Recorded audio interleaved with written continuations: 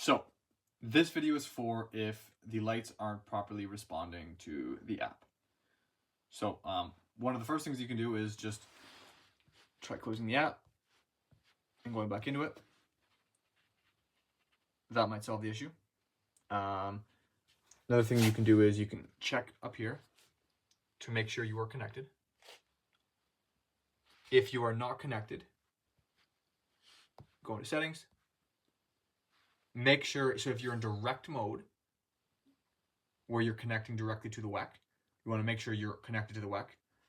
If the WEC controller is tied into your Wi-Fi, you want to make sure you're on the Wi-Fi that it's tied into.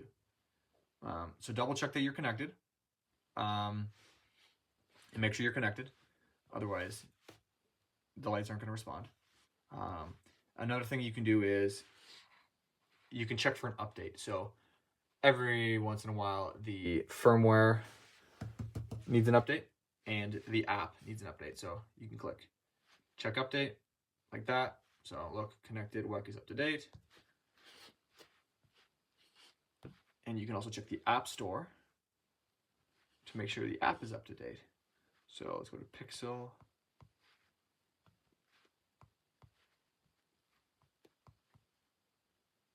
Right there, Pixel Dancer app. Click there. So if you need an update, it'll say right there. You can check that as well. So another reason why maybe the lights aren't responding to your phone is that you haven't allowed access to connect to a local network or device. So when you first download the app, for example, it's going to ask you if you will allow it to. And if you click no, then you won't be able to connect. So for example, I pull up the app in my settings, see what says local network, and it's toggled on. That's good. That's what you want, because you got to be able to connect to that controller. So if this was toggled off, now I can't control the lights. So that's worth checking. In the original setup, or if you've re-downloaded the app, it asks you for this, and if that's toggled off, then it's not going to work.